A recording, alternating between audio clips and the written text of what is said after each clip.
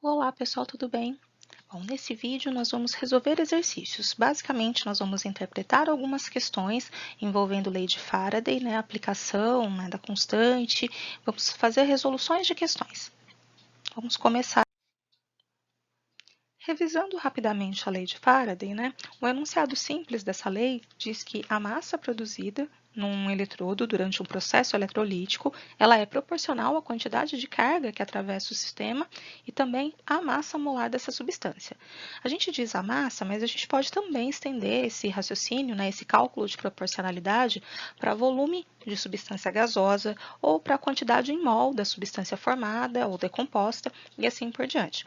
Então, além desse conhecimento, do que a lei de Faraday nos diz, é importante também ter um conhecimento sobre passagem de carga nesse sistema. Para isso, a gente precisa lembrar que a carga ela está relacionada à quantidade de elétrons que vai atravessar esse sistema. O elétron tem uma carga elementar ali de 1,6 vezes 10 a menos 19 coulombs. Raramente nós usamos a carga de um elétron isolado, porque a gente acaba fazendo cálculo para mols de elétrons. A corrente elétrica, a gente tem uma definição para ela, que é a quantidade de carga que atravessa ali uma seção transversal de um fio, durante um determinado intervalo de tempo. Então, é uma relação de carga por tempo que é medida em coulomb por segundo. Simplificando a unidade, a gente usa o ampere. Coulomb por segundo pode ser substituído pelo ampere. Bom, como eu disse, nós não costumamos usar a carga de um único elétron, A gente acaba discutindo nos exercícios a passagem de mols de elétrons. E qual seria a carga?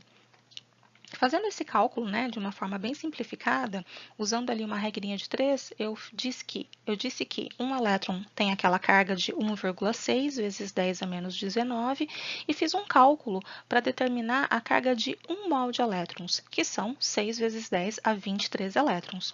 Fazendo esse cálculo ali, nós temos que, para 1 mol de elétrons, a carga é equivalente a 96.500 coulombs aproximadamente. Bom, tendo isso, conhecimento sobre isso, a gente também consegue relacionar, o que eu já disse antes, que a corrente elétrica é a carga dividido pelo tempo. Também posso calcular a carga multiplicando a corrente elétrica pelo tempo, manipulando a equaçãozinha, que é muito útil, muito usada em exercícios, Concluindo, a carga de um mol de elétron acabou recebendo um nome, a constante de Faraday. Então, a gente chama de F. Essa constante ela está relacionada à carga de um mol de elétrons, que é igual a 96.500 coulomb por mol, 2 mols de elétrons, 2 vezes a carga de um Faraday, e assim por diante. A gente vai fazendo relações de quantidade e de proporcionalidade.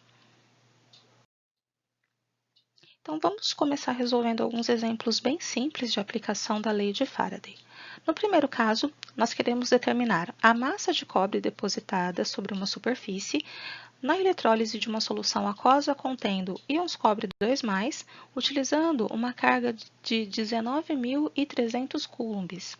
Foi dada a massa molar do cobre, mas poderia também ser consultada na tabela periódica sem problemas. Primeiro passo, vamos escrever a equação envolvida, Então, a semi-reação de deposição do cobre, é a redução dos íons cobre a cobre sólido. Escrevi ali, o cobre sofrendo a descarga, a gente já viu muitas vezes esse processo, e agora vamos escrever as relações de proporcionalidade. Então, para 2 mols de elétrons, eu vou conseguir fazer a redução e produzir 1 mol de cobre sólido. Vamos fazer a conversão de unidades, vamos escrever esses 2 mols de elétrons na forma de Faraday, na forma de carga elétrica, e vamos escrever esse 1 mol de cobre na forma de massa. Vamos fazer conversão. Então, é equivalente, 2 mols é a mesma coisa que 2 Faradays. 2 mols de elétrons, 1 mol de cobre vai ter massa 63,5 gramas, foi dado lá na massa molar. Bom, mas o Faraday tem um valor numérico estabelecido, é 96.500 coulombs. 2 Faradays, 2 vezes esse valor.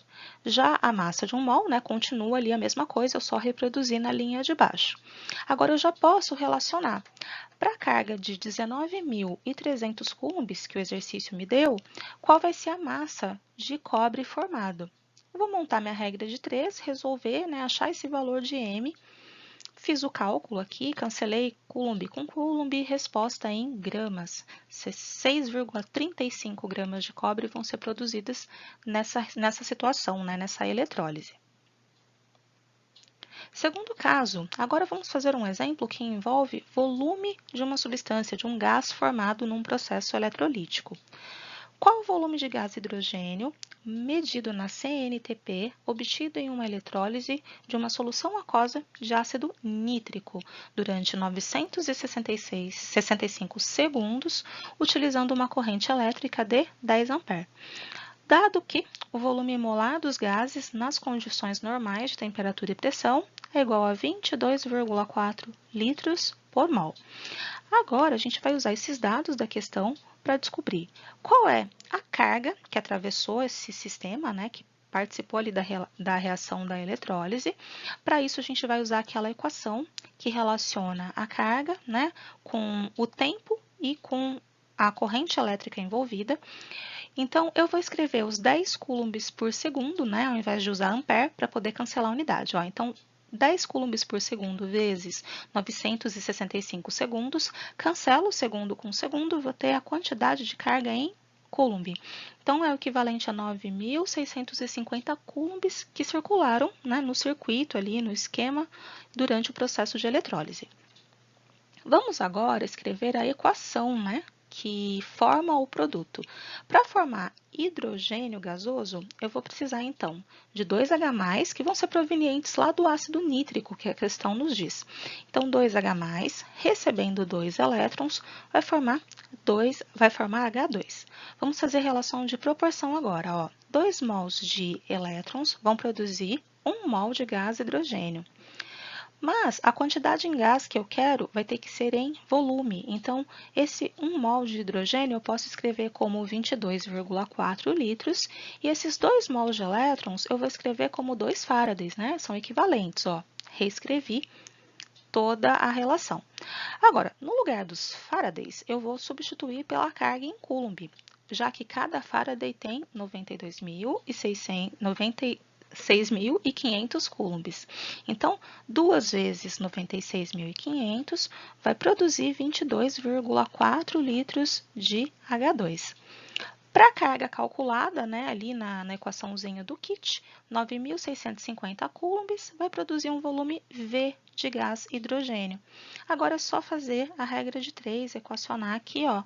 Cancelei coulomb com coulomb, a resposta saiu em litros, quer dizer então que eu consigo produzir 1,12 litros de gás hidrogênio.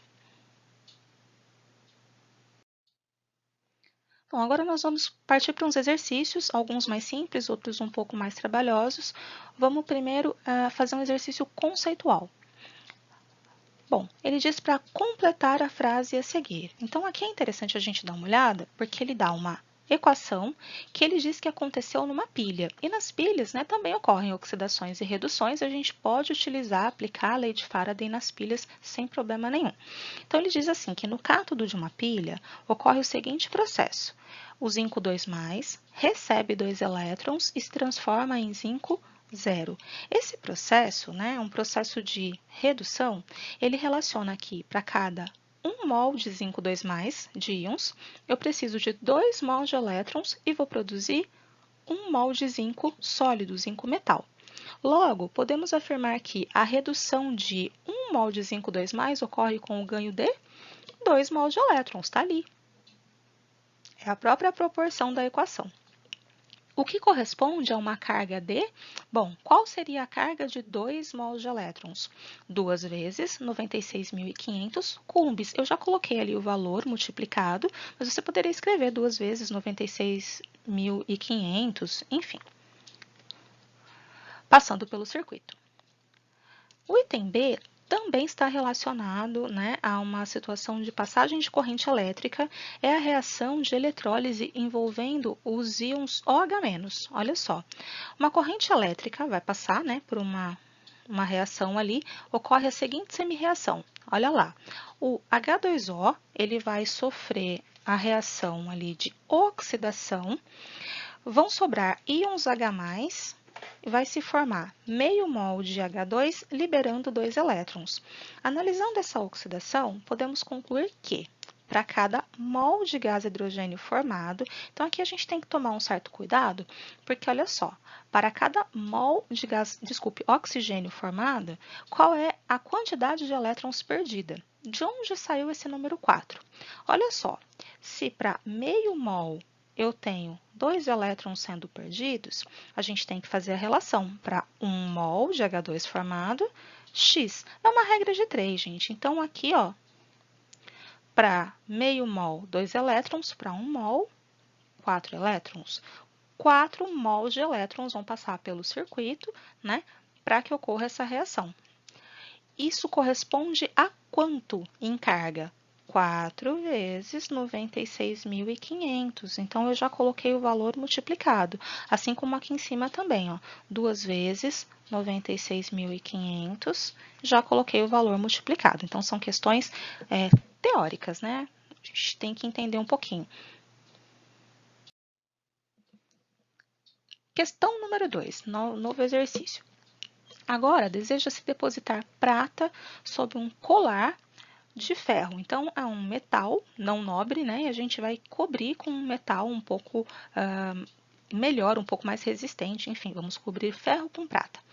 Para isso, foi envolvido uma quantidade total de carga elétrica equivalente a 4.825 coulombs. Qual a massa de prata depositada sobre esse colar? Deu a massa molar da prata. Começa sempre do mesmo jeito, escrevendo a equação envolvida no processo para identificar as proporções. Então, 1 mol de íons prata reage com 1 mol de elétrons, né, vai formar um mol de prata sólida. Escrevendo as proporções, 1 mol de cada ali. Cada mol, né, é equivalente à carga de um Faraday, e a produção de prata ali, 1 mol equivale a 108 gramas. Cada Faraday 96.500 coulombs, então a quantidade de prata formada é equivalente a 108 gramas por coulomb, por mol. Para 4.825 coulombs, a quantidade de prata formada é X. Regra de 3, super simples, né? Vamos achar esse valor de X, e é o equivalente a 5,4 gramas de prata. Então, essa é a quantidade de prata depositada ali cobrindo o colar de ferro. Questão número 3, agora também envolvendo uma eletrólise aquosa. Lembrando da eletrólise aquosa, a gente precisa pensar na competição entre íons. Então, vamos lá. Por uma solução aquosa de sulfato de sódio, faz-se passar uma corrente elétrica de 9,6 amperes durante 1 minuto e 40 segundos. Calcule o volume de gás produzido no cátodo e no ânodo dessa eletrólise, medidos nas condições normais de temperatura e pressão. Bom, primeira etapa, vamos escrever a separação dos íons, né? Dissociação depois eu mexo com o kit ali, dissociação dos íons do sódio e do sulfato, separadinhos ali, e a gente tem a autoionização da água em toda a eletrólise aquosa. Olhando para ver quem que vence essa competição, né? Quem são os íons que vão sofrer descarga, a gente vai ter o sódio, que é da família 1A, competindo com o H+. O H+ vai ter prioridade, então vamos ter a formação ali de alguma coisa a partir do hidrogênio. Entre o sulfato e a hidroxila, o sulfato é um íon oxigenado, então ele tem menor probabilidade de sofrer oxidação do que a hidroxila. Ou seja, hidroxila sofre reação e nós vamos ter eletrólise da água, né? A dissociação dos íons ali que se formou não vai ser útil no processo de formação de produtos. A gente vai ter a água sofrendo oxidação e redução. Vamos escrever as etapas, então. A gente vai ter no cátodo os íons positivos H+, recebendo elétrons e formando H2. Então, isso confirma lá o texto, né, que diz que forma um gás no cátodo. E no ânodo também, a gente vai ter a oxidação da hidroxila, que é uma reação que precisa, né, memorizar, se utiliza muito. Ela vai formar 2OH-, vão formar H2O e meio O2, liberando 2 elétrons. Então, reação do cátodo, do ânodo, eu poderia escrever a reação global, mas eu também posso fazer o processo separadamente, né? No cátodo e no ânodo, fazendo o cálculo de quanto gás vai ser formado. Eu tenho lá em cima, né, na equaçãozinha do kit, eu usei os minutos, né, os 1 minuto e 40 segundos, transformei tudo em segundos, 100 segundos, e coloquei no lugar da corrente elétrica 96,5 coulombs por segundo, ao invés de usar ampere. Para poder cancelar as unidades, fazer a multiplicação, eu vou ter que a carga que circulou nesse sistema é igual a 9.650 coulombs. E eu vou aplicar, né, essa carga nas relações de proporcionalidade, tanto para a formação do gás hidrogênio, olha só, 2 mols de gás vão formar, 2 mols de elétrons vão formar 1 mol de gás. Cada mol de elétron é equivalente a 1 Faraday, então 2 Faradays para 22,4 litros. Essa quantidade vem do volume molar dos gases na CNTP, que é 22,4 litros por mol. Substituir ali. No lugar de Faraday, vou colocar a carga equivalente, então 2 vezes 96.500 coulombs vão produzir 22,4 litros de hidrogênio. Todas essas etapas, elas não são necessárias, né? A gente já pode colocar direto a relação que nos interessa. Eu estou só fazendo as conversões para deixar bem claro como que eu cheguei nesses valores. Bom, para os 9.650 coulombs, o volume de hidrogênio é X. E aí é só montar a regra de 3 ali e encontrar o valor de X, que é 1,12 litros, né? 1,12 litros de hidrogênio. Bom, agora eu posso fazer este mesmo processo com a reação de oxidação da hidroxila. Esse é um dos modos de fazer esse exercício. Eu também poderia somar, fazer a equação global e nós veríamos que a quantidade de hidrogênio e de oxigênio tem uma proporção, né? É 1 mol de hidrogênio para cada meio de oxigênio. Então, já é de se esperar que o volume de oxigênio formado seja metade de 1,12. Mas eu vou aplicar, né, na equaçãozinha todo o processo. Ó, eu tenho lá o 2OH- formando H2O, meio O2 e liberando 2 elétrons, vamos montar as equações ali embaixo, né? A proporcionalidade na equação. Para meio mol de oxigênio, a liberação de elétrons é igual a 2 mols.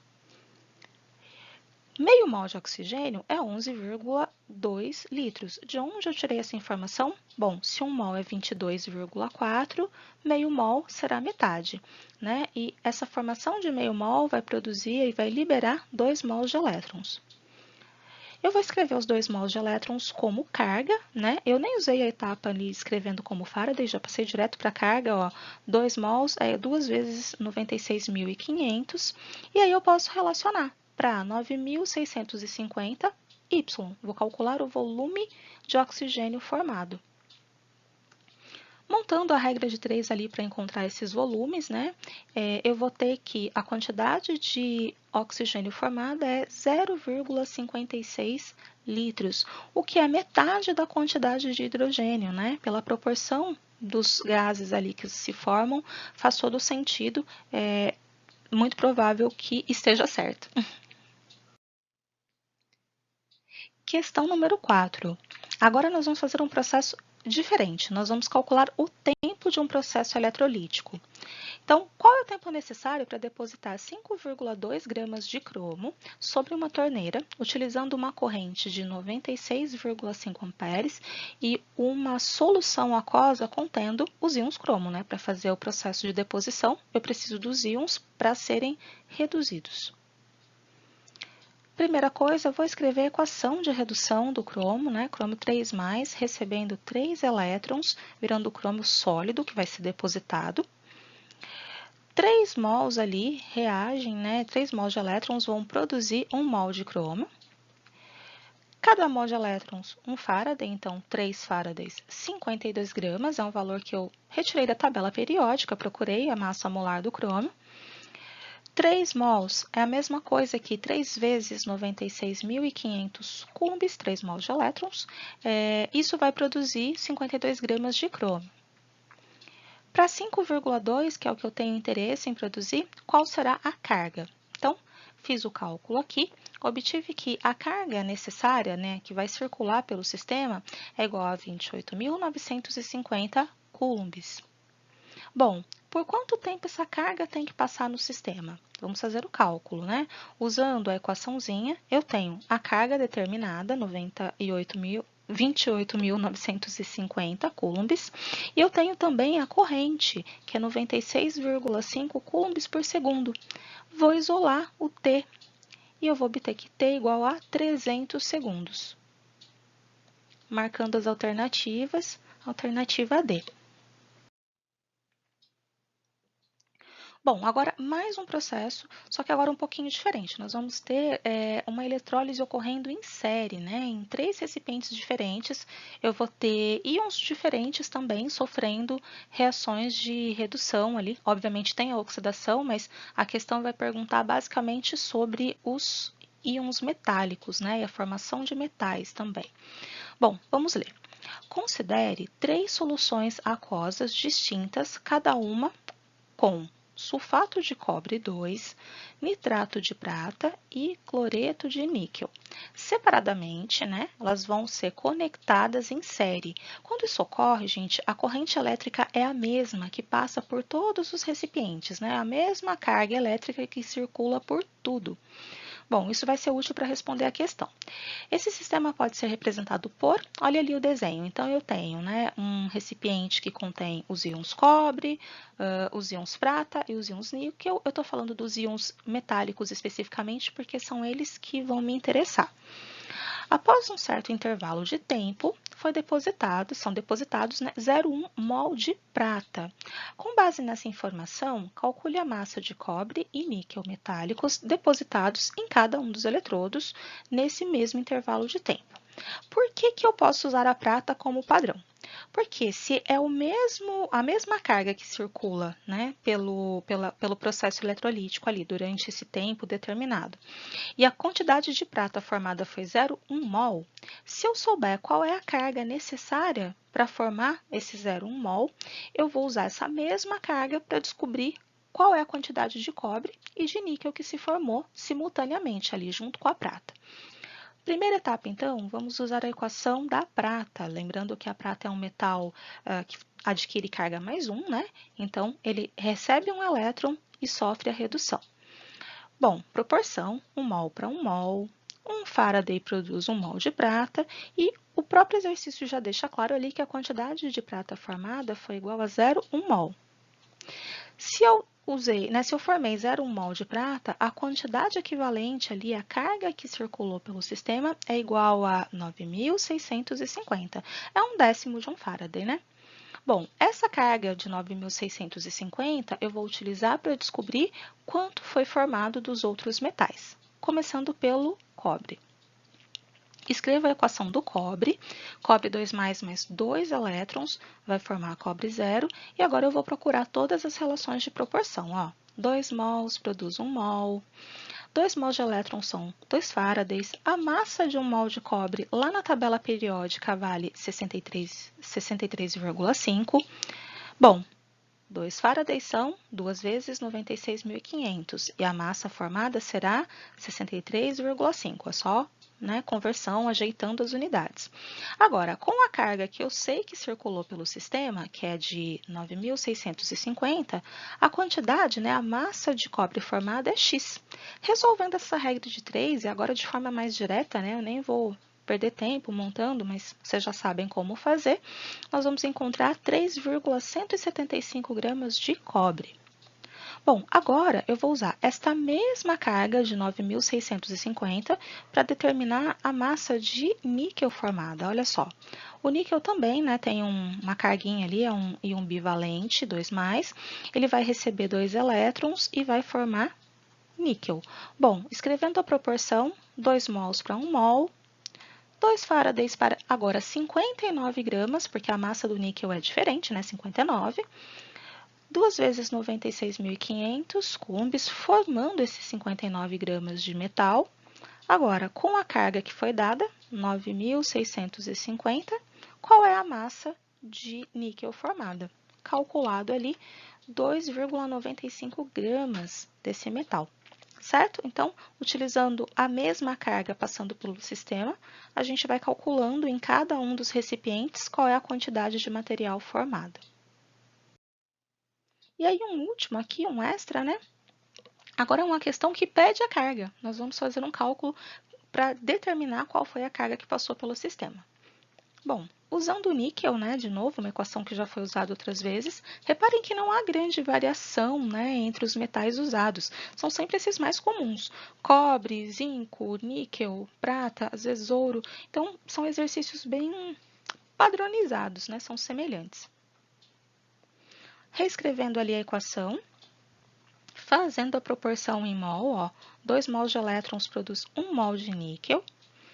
Aí, 2 faradays, 1 mol, mas a questão propõe a formação de meio mol de níquel. Então, vou escrever, para meio mol de níquel, Y. Vou calcular, então, qual é a carga que precisa circular por esse sistema para produzir meio mol de níquel. Regrinha de 3, a gente chega a 96.500 coulombs, escrevendo, né, na forma que a gente consegue adequar ali para achar a equação, a alternativa correta, eu chego em 96,5 vezes 10 a terceira coulombs, 96.500, certo?